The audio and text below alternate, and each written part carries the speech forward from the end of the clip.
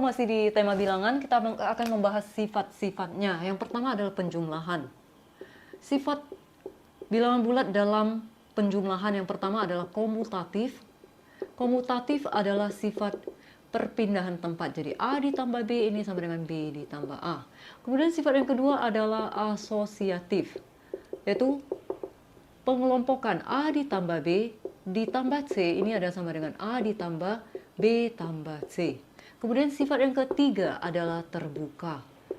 Jika A, B adalah elemen bilangan bulat, maka A ditambah B pun elemen bilangan bulat. Sifat yang keempat adalah unsur identitas. Unsur identitas dalam penjumlahan ini adalah 0, sehingga A ditambah 0 ini sama dengan A sendiri. Kemudian sifat yang kelima adalah inverse penjumlahan. Inverse dalam penjumlahan, jika A maka inversenya adalah negatif A, sehingga A ditambah negatif A ini adalah sama dengan unsur identitasnya 0 sendiri. Ini berlaku sama untuk perkalian. Untuk perkalian, berlaku yang pertama adalah komutatif, jadi A dikali B ini adalah sama dengan B dikali A. Sifat yang kedua yaitu asosiatif, yaitu A dikali B dikali C ini adalah sama dengan A dikali B kali C. Sifat yang ketiga adalah terbuka, jadi jika A, B adalah elemen bilangan bulat, maka A dikali B pun elemen bilangan bulat. Sifat berikut yaitu unsur identitas. Unsur identitas dalam perkalian ini adalah 1, sehingga A dikali 1 maka adalah sama dengan A sendiri. Sifat yang kelima, inverse dalam perkalian, ini adalah jika A maka inverse perkaliannya adalah 1 per A, sehingga A kali 1 per A sama dengan unsur identitas dalam perkaliannya 1. Sifat yang keenam adalah sifat distributif.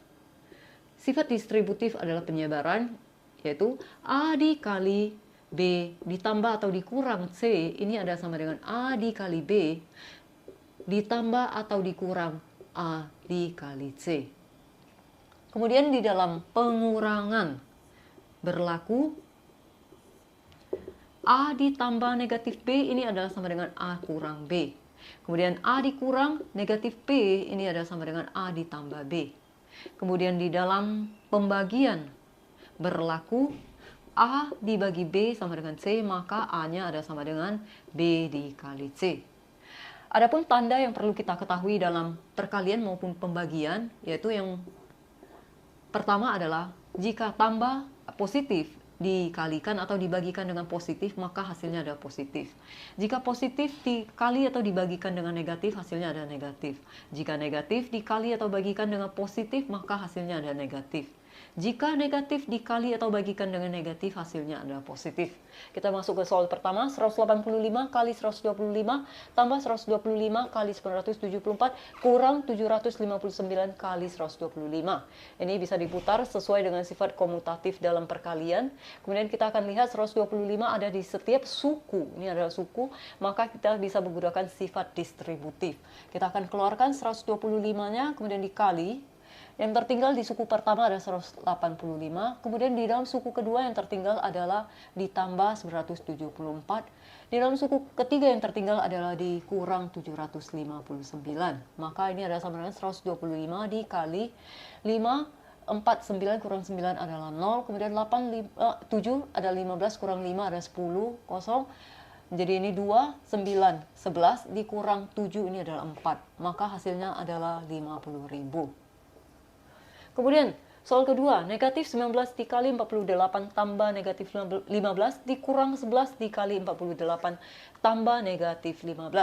Di dalam soal-soal seperti ini pada umumnya kita harus mengerjakan di dalam kurung terlebih dahulu. Jika tidak ada, maka kita akan mengerjakan perkalian atau pembagian terlebih dahulu. Tapi dalam hal ini kita melihat ada suku yang sama, ada bagian yang sama di dalam setiap suku, kita akan keluarkan sesuai dengan distributif. Jadi 48 ditambah di negatif 15, kemudian dikali, ini adalah yang tertinggal dari suku pertama adalah negatif 19, dalam suku kedua ini adalah negatif 11. Jadi kita akan hitung 48 tambah Negatif 15 sesuai dengan pengurangan, ini artinya dikurang. Jadi ini adalah 48 kurang 15, 33. Kemudian dikalikan. Negatif 19 kurang 11, ini adalah negatif 30. Maka sesuai dengan tabel, positif kali negatif, ini adalah negatif 190. Soal ketiga, yaitu 8 dikali negatif 41 ditambah 59 kali negatif 8 dibagi negatif 50 kali 23 dikurang 7 dikali negatif 50 adalah sama dengan. Silakan dicoba.